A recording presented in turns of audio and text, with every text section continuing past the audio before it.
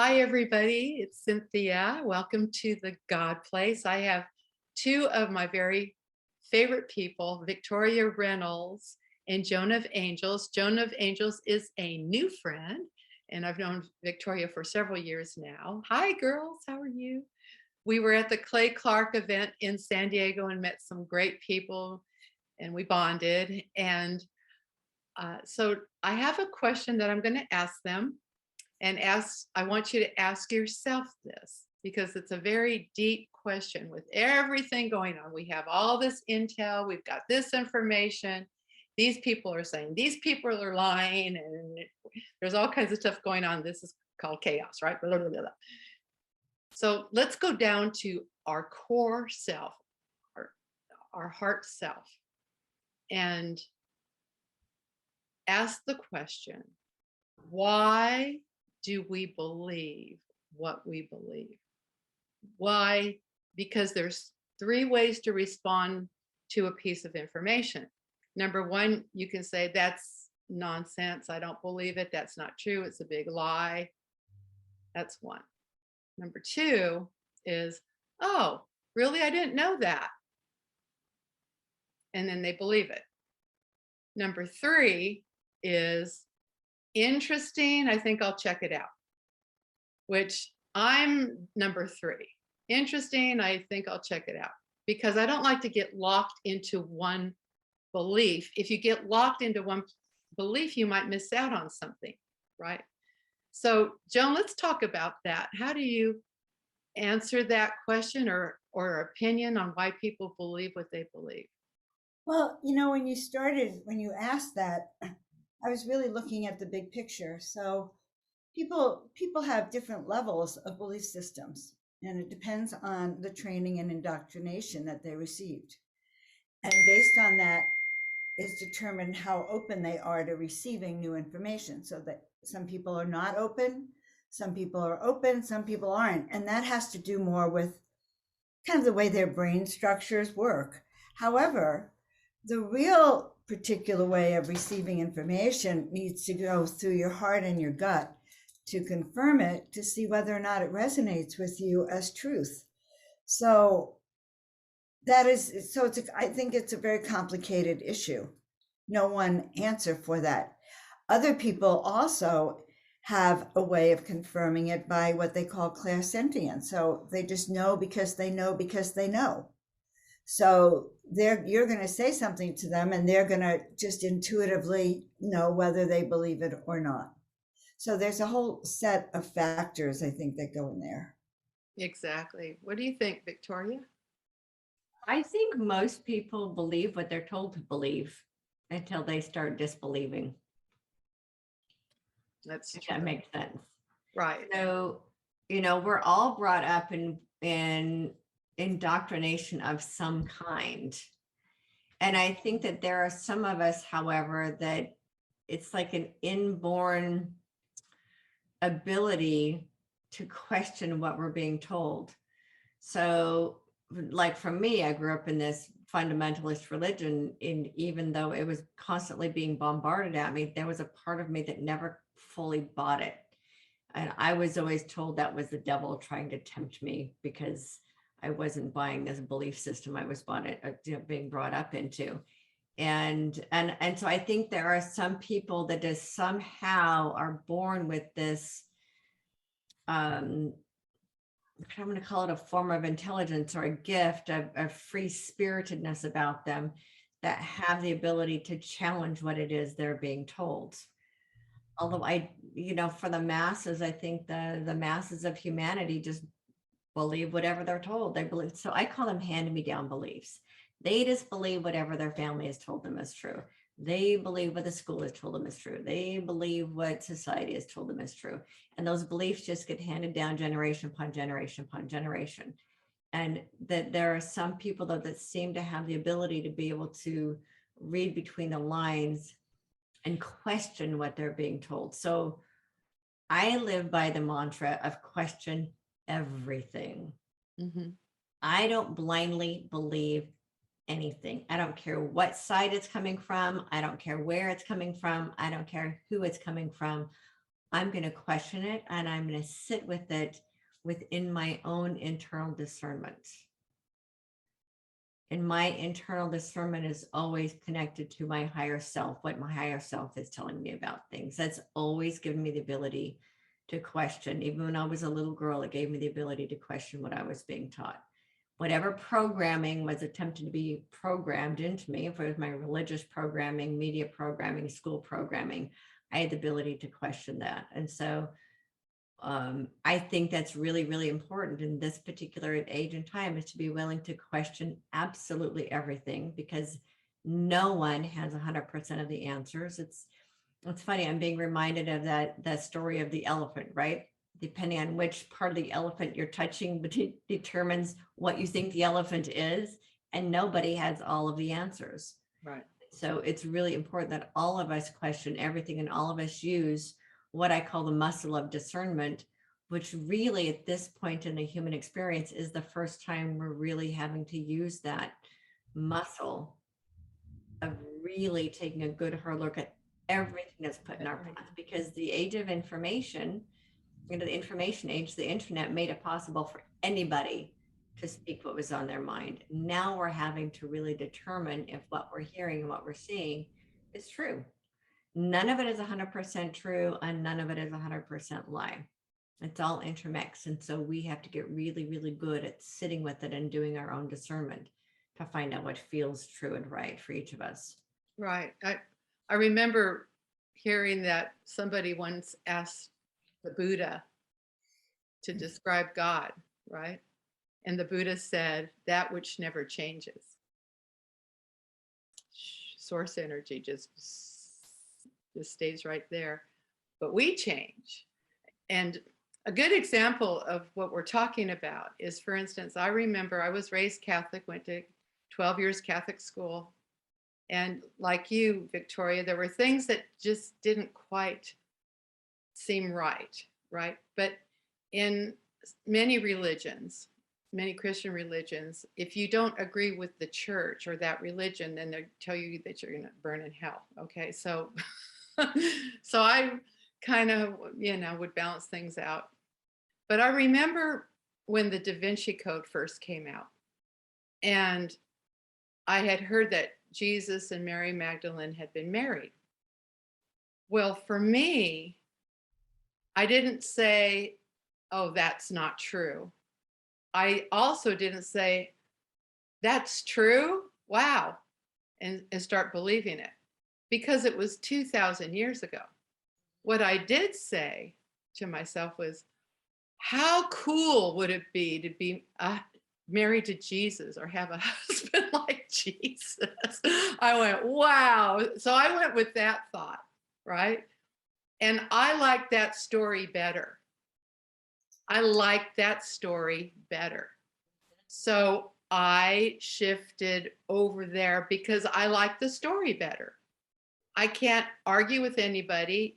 There's a lot of argument and speculation, but I did meet a woman, and I had her on another talk show, Margaret Starbird. She wrote the book about Mary Magdalene and Jesus being married that the Da Vinci Code actually came from.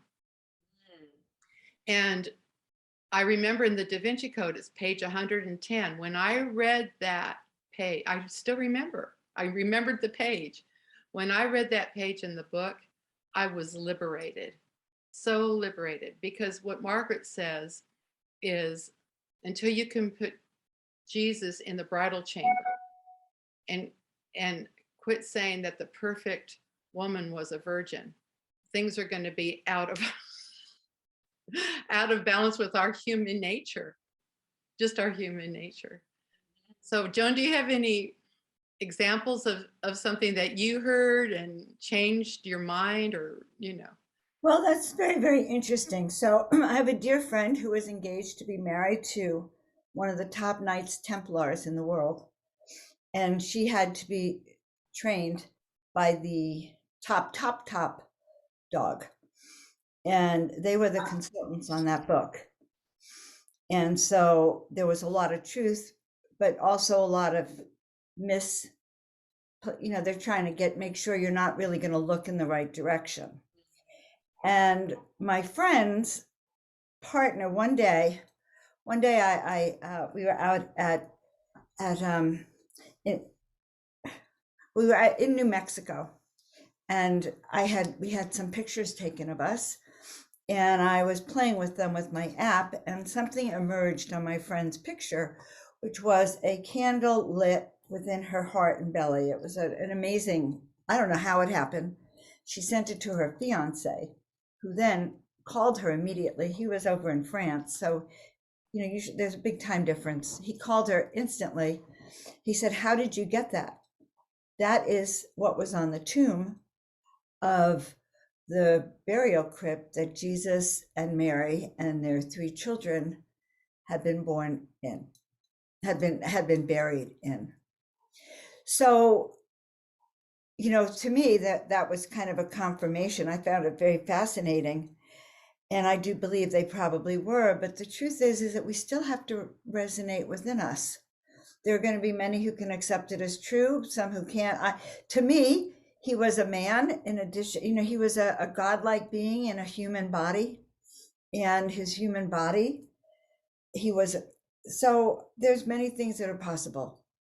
That's all I want to say. But I found it really interesting that the Knights Templars are there to protect the Magdalene. And what would the Magdalene be but the treasures of the Magdalene? Right. Well, I actually have a friend who just became an ambassador for the Templars. And so she's been giving me the past history. And it was the Dominicans who killed the Templars. They murdered them all. It's very, very interesting history of that. We got some dark stuff happening all these years, but personally, ladies, I'm very excited because I knew that we would evolve out of war at some point on this planet, because at some point somebody has to just say war doesn't work. People get hurt, the wrong people benefit from it, we lose our boys, nowadays we lose our women, it broken families. War doesn't work. And I feel like now we're going into the place where we're saying abundance for all, love for all, sharing for all. We see the namaste for all of that. I feel like we're evolving into that right now. So I think we're living in a very exciting time, but like what you said before, Joan, people need to choose this understanding of awakening. And it's, I know I've talked to so many people I love, my families, my friends. I haven't made any enemies through all of this, thank goodness, but they look at me like I have 2 heads. But we were just talking about, and I'd like you to address this, Victoria, how there's a lot of name calling, with calling them the normies, calling them the sheeple, calling them stupid, people that are not open to the same intel that we've been listening to, right? And there has to be a gentle way to, I feel like they're not stupid, they've just been getting the wrong information. Talk about that, Victoria, what we can do to help with the people that so I think it's really important, as you and I have talked about in the past, it's this willingness to turn the other cheek and look from the other perspective, that they only know what they know, that some people have the ability to see through the veil, so to speak, and a lot of people don't. Most people don't. Right. And the name calling does not help. The name calling, all that does is continue to feed the darkness. So if you're people out there who consider themselves to be awake, but then they're calling everybody else who doesn't agree with them names, they don't even understand they're actually contributing to the darkness by feeding it. Yes. That makes me crazy. It's like, Me too. are you so much better than everyone else that you judge everyone else as being less than you? Yeah, no. let's come right back to it. One of the very first things Yeshua, as I prefer to call him, said is judge not lest ye be judged. But then you have all these people who think they're so much better than the normies and calling each other names, calling them stupid, calling them retarded, calling them libtards or whatever. The sheeple. There's no room in my life for name calling. No, me too. So if you consider yourself to be so enlightened that you know such better than them, then love them.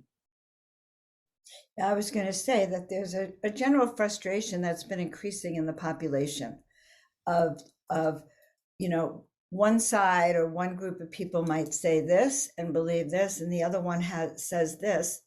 And even in a conversation, the conversations are not communicating. There's no way that they're intercommunicating. And you're right about that. It's very, very challenging, but it's also kind of frightening, because we could be in the same room and listen to the same thing on the TV and have two different interpretations also, because it's going to go through our filter. And then I'm going to say this and you're going to say this. So the truth is more that people like us, or the three of us, have already awoken to reality or truth. We have found other sources of information because what we were hearing did not resonate to us as truth. So the question is okay, how long will it take for people to resonate to the truth? Everyone has their own moment. Not everyone is going to awaken, even if it's in their face. If it goes against their worldview, a rose may not be a rose to them if someone told them that it was a weed. Right. And so that then gets to their karmic, their karma of coming back again. But it's really difficult. I have a conversation tonight with a woman who is working on the Democrats' platform, and she's really excited about it. And, I find it kind of a challenge to listen to it and look at it. And yet I go into my place of neutrality to support her in her belief system about what she's doing, even if I do not believe in what she's doing at all. Okay. All right.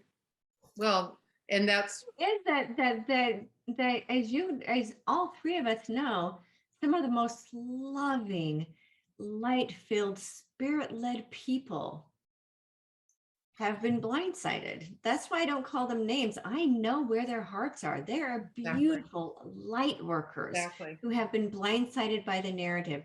That does not make them sheeple. It does not make them stupid. It just means they were that what it is that the media knows how to cast spells on people. They know how to use light workers' language to keep them blind. They know how to use our loving language to draw us into this narrative. They even know how to use it, the same thing with the conservative Christians. They know how to use that loving language. It's the same loving language that they use with the spirit-led, beautiful light worker liberals that they use with the conservative Christians. If you really love your family, you'll do this. Yeah. Right? Right. Do what's best for humanity by doing this. Right. If you're really a good Christian, you'll do this. You'll get the jab. Right? So they know how to use the language to keep humanity blind. That is true, but the light workers are the people who pride themselves on having grown spiritually, have an antenna of where they're how can I say this? The higher you grow spiritually, the more you're awake, there's less room to fall. Okay, so part of our training as light workers, as spiritual luminaries and visionaries, is how do we walk among all this untruth and stay pure and still see the light? So I'm actually now going to say that those light workers, that was also their training. Maybe it was a PhD advanced training, and they're not getting it yet. So that is, and that's the truth. They're failing in that next level of awakening right now. Will they awaken? It depends. Okay. It depends. It may be that they got to their height. Maybe a master's was the highest they could go to. Right. But, and the initiation process. Right. Discernment. Right. And even that word awaken, you know, this is where things get all messed up. Okay, so our bodies are our vehicle, and our spirit is our spirit, our oneness with the divine. But then this thing right here, and you said it when you said filter, you know, when you filter through this thing, people, again, why do people believe what they believe? And sometimes people want to believe something so strong that they have to be right about it, that they just won't budge at all, not at all. But when you think about it's just, there's just all the way that I handle information when I have it and I want to share it is I just, or people ask me questions, I say, there are so many stories out there. I pick the ones I like. Like the Mary Magdalene one. I like that story better, right? I pick the ones I like because unless you are there witnessing something, and even then, you'll, like you said, there'll be different perspectives, right? There'll be approval, there'll be disapproval, et cetera, et cetera. But I like the stories. I like to keep the stories. And when it all comes down to everything, if it's love-based, it's good. If it's fear-based, it's not.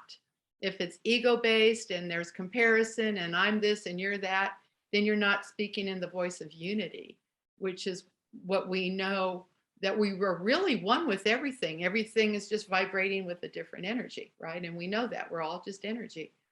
And I'm excited about where things are going right now.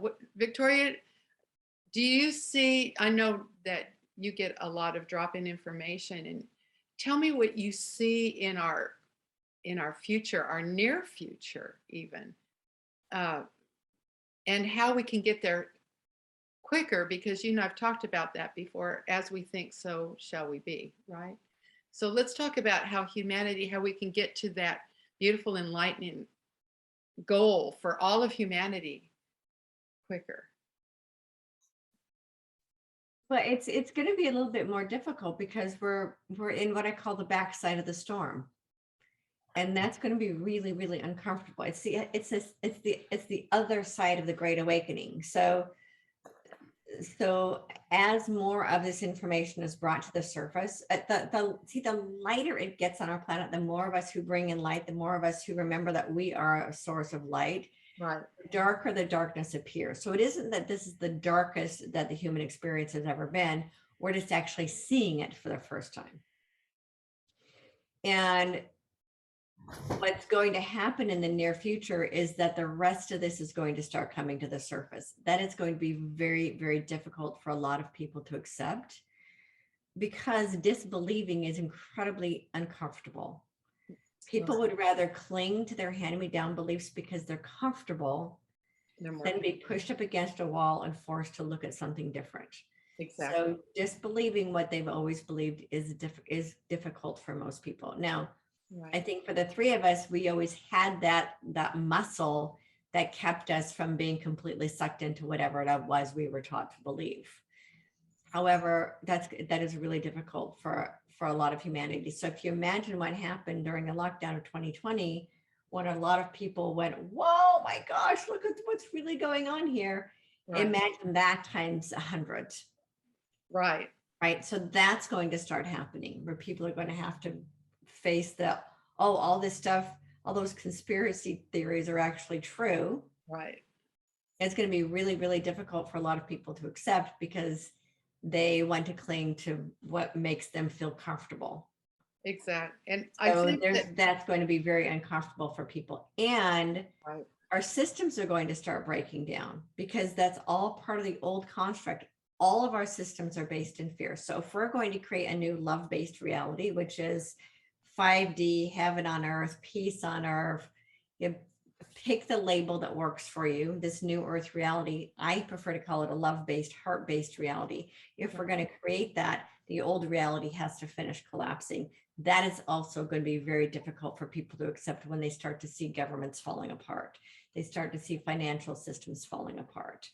All of that is going to be really, really difficult for people to accept. So it's really, really important for those of us who already hold that loving resonance within us to stay in that loving place, because we're here to guide humanity through it. Exactly. And Exactly. if we're groveling in it with everyone else, we're not being the light and the love that we came here to be as leaders in the loving that we are all here to be. Right. And So we have to make sure we don't get sucked into that. What a great way to say it. Very, yeah. There'll be some chaos. there will be For chaos. sure. And in the 3D reality, it will be scary to some people. And it's going to be a period of unpredictability. But you know, if we hold steady to what we're claiming in for the future, and the new earth that we're looking to have, and the future that we want, then we'll be able to get through this. And I do believe that we were born for this, that many of us came here to do this. Mhm. And so these are the times for which we were called. Exactly. So I don't know about you, but it's like, okay, bring it on. I'm ready. I'm ready. And I Yes. have you two to bounce it off. So I know I'm not alone. Well, I see us working together. I've been hearing in my head that everybody's going to need a soft place to land, right? Yep. So anyway, so are we together? Yes. Okay. So let's wrap this up. And I want to hear from each of you exactly what you feel your mission is and how people can get in touch with you. I know that both of you do counseling. So please give us that information and how you help. Who do you want to go first? We'll let Joan go first. Okay.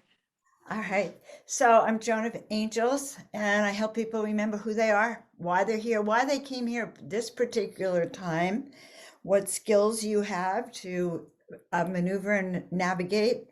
I teach you how to just really step into that mission and purpose you really came here for. And I do that through coaching. I do that through my Soul Awakening readings, which answer your questions. They help you let go of what doesn't serve. They help activate, awaken, and remind you. And I do it through my shows, weekly Miracle Mondays, every Monday on my YouTube channel at Joan of Angels. And I offer my Soul Awakening sessions. I'm a speaker. I love speaking. If you have a place for me to speak, I will speak. So you can find me at joanofangels.com. Okay, thank you, Victoria. Victoria, Elohim of Freedom. I'm an embodied angel. So Joan is Joan of Angels, and I'm one of her angels, I guess. Yeah. And how do we find you? We love each other so much. Right. I also do what I call spiritual counseling, spiritual sessions. I help primarily with what I call issue resolution. I help people navigate the fourth dimension so that they can all get to 5D, help them process their fear-based beliefs and question what they've always believed so they can move more lovingly into who they're here to be. I use a combination of spiritual psychology and communicating with their higher selves and their angelic teams to help them learn more about who they are and why they're here, and how to process their pain stories. I call it turning their pain stories into their power stories. And like Joan, I love to speak any place, anytime. You have a stage for me to speak on, a camera for me to speak on. I am here to help teach the world how to liberate themselves from their fear-based reality. And that is my primary purpose on the planet, the freedom of humanity from fear. VictoriaReynolds.com. At VictoriaReynolds.com. And then you can find my YouTube channel at Fearless and Free TV. Well, I think, ladies, that we need to put an event together right here in Texas. You're a great fit for the people I know here. So we will fly down.